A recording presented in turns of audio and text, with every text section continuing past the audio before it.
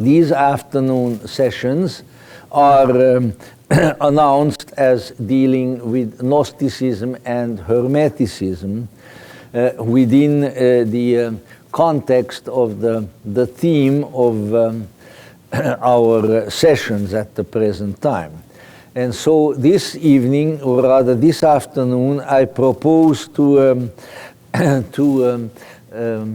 make a stab at the possible ways in which we may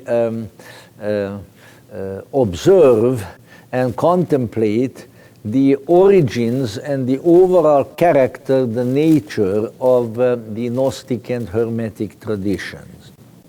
When the national president asked me about a little less than a year ago, last November, whether I would undertake this task, I think one of the elements that we had in mind related to the topic of last night's talk that I gave, namely that there are certain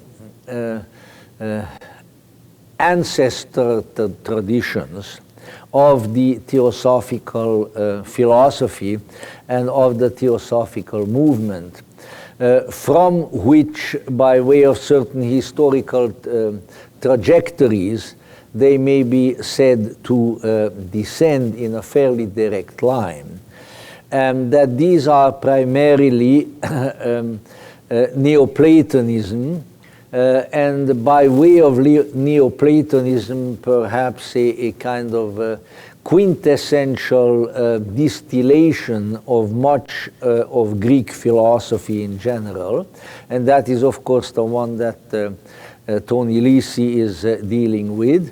And then the Hermetic and the Gnostic traditions in addition to that. And by the way, I should have asked that probably before, but I'll ask it now. How many of you were here at the talk last night? It's a pretty large minority, thank you. That, that will be good, because that will allow me to join what I have to say now to what we said at that time. And of course, last night's talk is available in certainly in audio format, so that those of you who wish can undoubtedly avail yourselves of that. So therefore, we don't need to repeat anything that was said last night. But what we need to keep in mind, nevertheless, is that by as far as the historical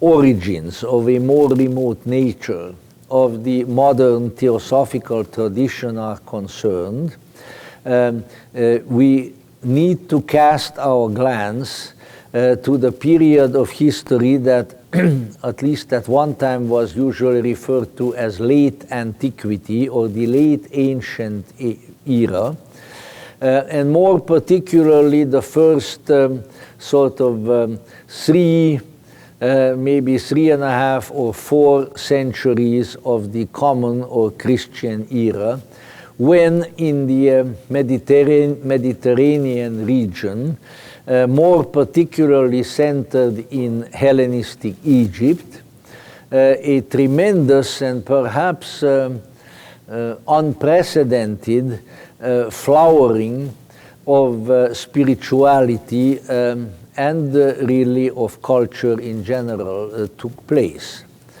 There are times like that in history when all of a sudden, for a period of time, there is a tremendous kind of energy of a particular character that appears to be available and that stimulates and energizes a people of a particular line of interest. And that is really what occurred in Egypt after it was conquered by the great Greek leader and ruler, Alexander the Great.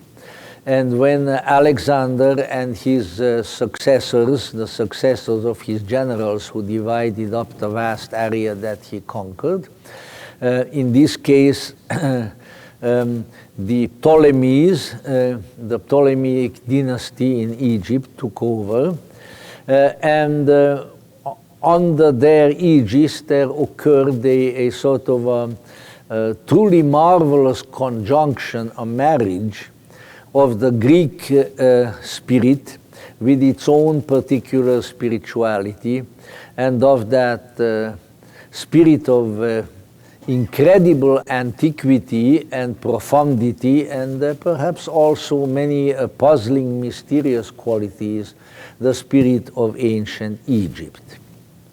Incidentally, I hold with the great theosophical scholar Duncan Greenlees, who was mentioned in our Get Acquainted session, that there is no particular need to postulate mysterious and remote and unprovable origins for the culture and civilization of ancient Egypt, reaching back into mythic Atlantis or things of that sort. Duncan Greenlees, who was trained as an Egyptologist, felt, and he wrote that in his wonderful little book, the Gospel of the Pyramids, which you probably have in the library here. Just about all of his books are out of print now. In the Gospel of the Pyramids, in the introduction, he wrote that it is an insult to the people of Egypt to assume that their traditions, their spirituality had to come from somewhere else, and that one of the perhaps the chief distinguishing feature that sets ancient pharaonic Egypt apart from others is that it was of incredible antiquity. And so the Egyptian civilization, the Egyptian culture was one that grew from extremely primitive, probably kind of shamanistic beginnings, and moved from that to a truly complex high culture and spirituality. And so at that time, in the wake of the conquests of Alexander, the Greek spirit and the Egyptian spirit came together and created what appeared to have been just a marvelous spiritually fertile ground in the mind for certain approaches to often a very transcendental spiritual orientation. And it is therefore it is that cultural matrix, that milieu, and the traditions therein that we are concerned with.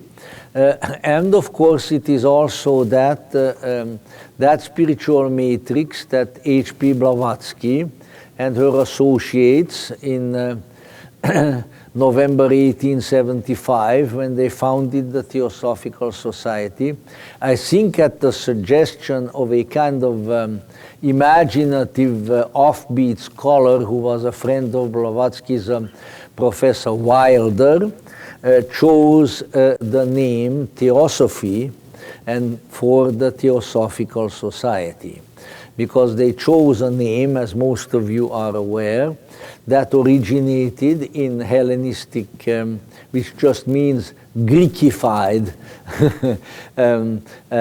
Alexandria, by the early great mysterious Neoplatonist teacher Ammonius Saccas as a name for the wisdom that he promoted, the Theosophia, the divine wisdom, the wisdom of the gods. And he himself, of course, primarily because unlike some of his disciples later on, I'm infringing now on Tony Lissi's territory, unlike Plotinus and some of the other great Neoplatonists who came in his wake, Ammonius had very little formal education or schooling, and so he was referred to routinely by his admirers as Hotheodidactos, the God-taught one, he who was taught by the gods rather than by humans. And so I am sure that this choice, which was enthusiastically endorsed by Blavatsky, carries a certain meaning. Blavatsky was highly interested in documenting her indebtedness and her connections with the Alexandrian spirituality by adopting the name Theosophy. Now, the fact that especially once the society's leadership moved for a period of time to India and established significant connections there, then let's say the kindred and at times perhaps almost analogous traditions of the East, such as Buddhism, and certain forms of Buddhism and certain forms of Hinduism came to be prominently included in the among the forebears of the Theosophical tradition. Yet that Alexandrian matrix of the 1st, 2nd, 3rd, and 4th century remained crucial and remains seminal. It's extremely important seeds there that carried through the entire Western spirituality, the Western esoteric tradition, and then came together in the late 19th century in the formulation of that tradition that came to be known as Theosophy. Now, what we need to keep in mind, and I'll hearken back to elements that undoubtedly you heard this morning from Tony Lisi, that in the ancient Mediterranean world, there existed an interesting and perhaps for us rather instructive spiritual pattern. If you look at Greece, which of course he particularly did, we look at Egypt, we look at Rome, we look at the Persian, Babylonian area also, maybe to a lesser extent there. In all of these places, we find, first of all, that there were well-established, very colorful and very dramatic state religions. The state religions were primarily organized around the cycle of the year. They had fabulous, dramatic holidays at different times of the year, when people would get together in great processions and great festivals, and very, very colorful and often really very joyous and very ecstatic. At other times perhaps a little more somber, depending on the tone of the season. And these events and activities served what might be called folk religiosity. And by that we mean that the majority of people, the folk, have generally in every culture, but speaking of those cultures particularly, have a particular approach to religion, to spirituality, which we might say sort of satisfies the basic spiritual and religious needs of the largest number of people. And what are those needs? Well, those needs are probably, if we are to sum them up critically and analytically, they exist in the area of human anxiety and helplessness. Now, you may feel, as so many people pretend nowadays, I don't know whether a lot of people actually feel that way, but they sure pretend a lot, maybe more in my dear California than here, to be empowered. Have you ever heard that? You know, everybody wants to be empowered. Everybody is empowered. And if you have an activity and you advertise it as empowerment, man, oh Manischewitz, you know, people will be coming there from everywhere. Everybody wants to be empowered.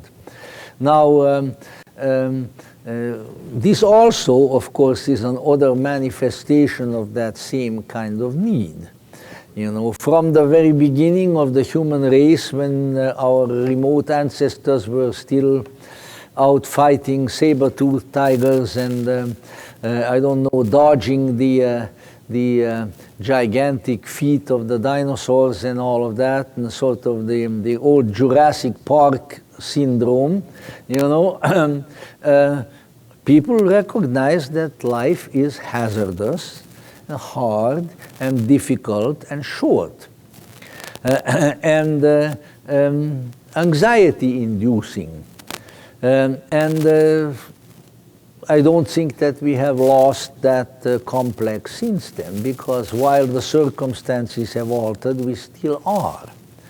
And so along came the various schools of, say, folk religiosity, and in various ways they conveyed to the people the conviction, and with the conviction the feeling, that contrary to a lot of apparent evidence, somehow, some way, underneath it all, things are still okay.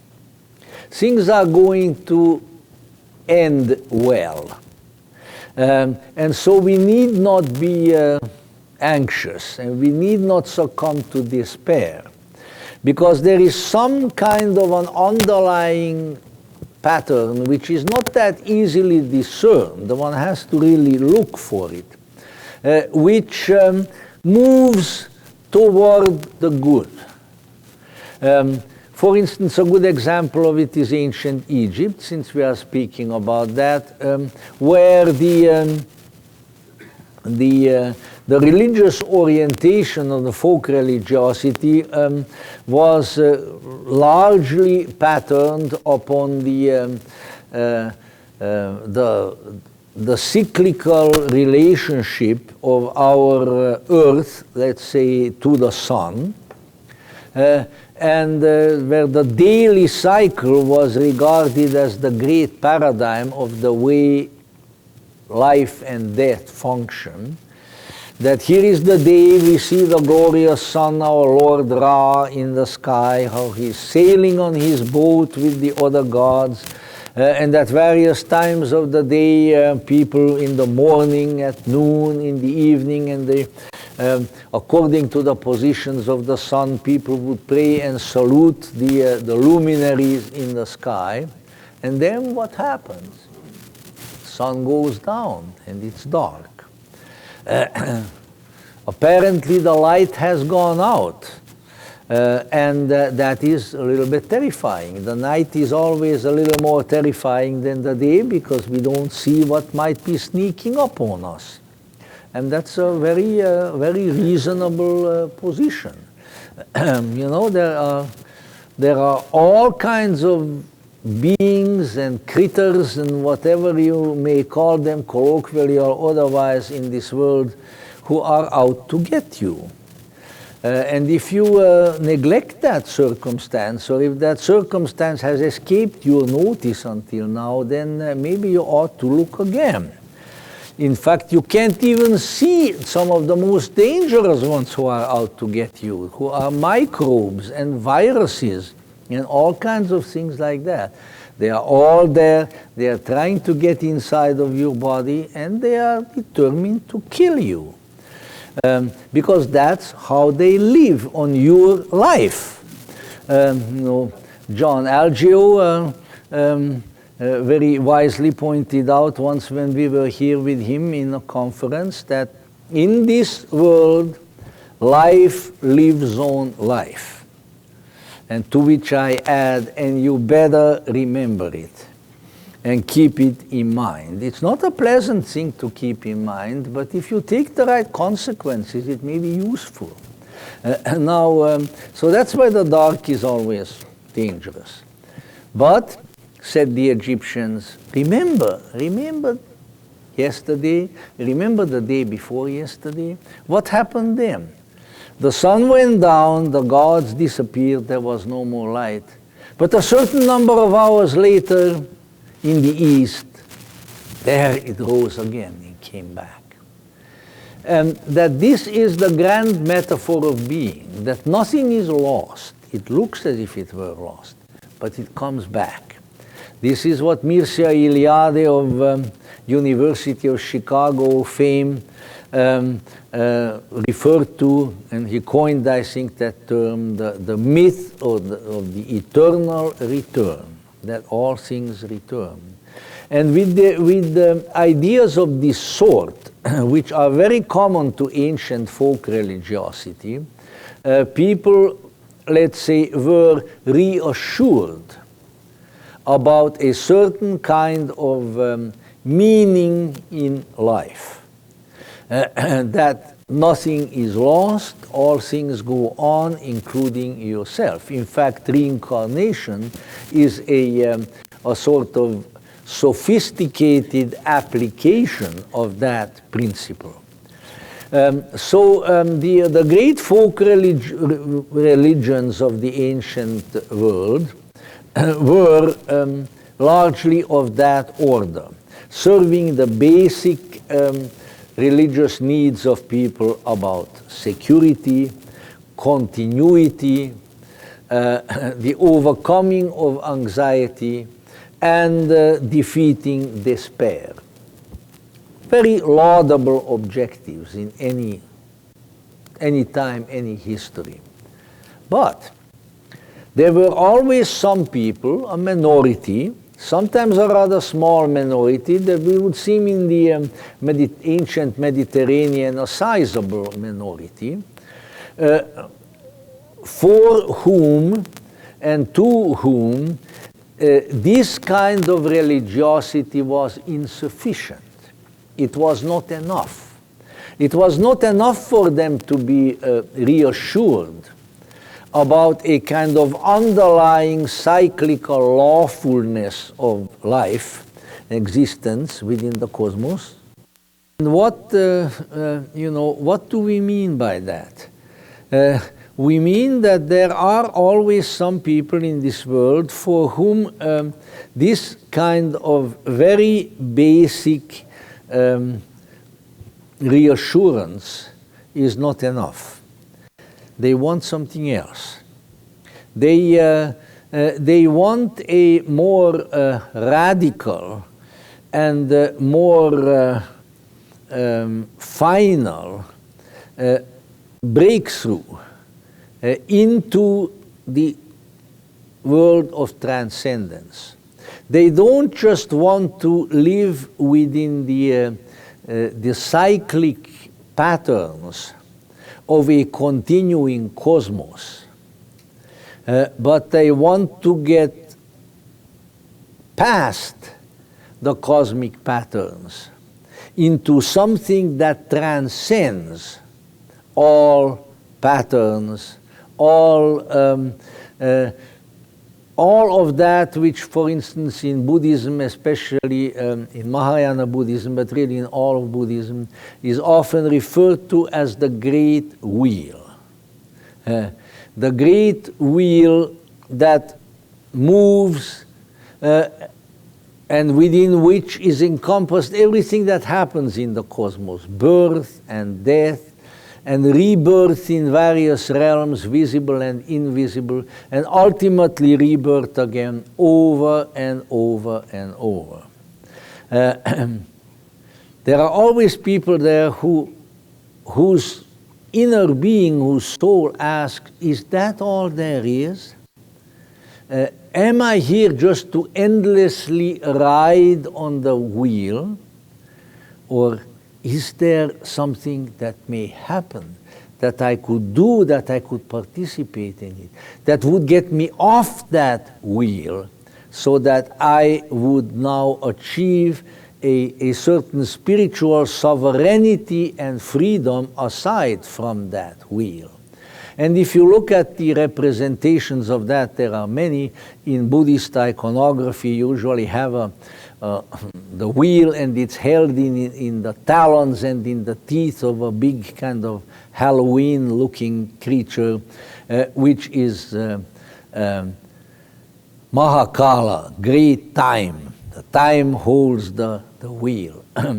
And it goes around, and then there are all these divisions of the various states of existence within the wheel.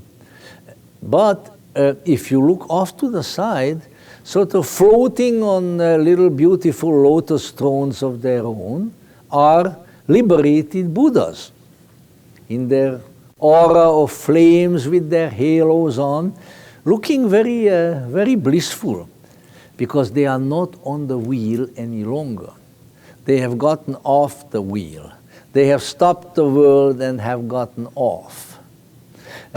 Now, Buddhism, of course, really specialized in that, even though it became a folk religion in many, many countries and many places.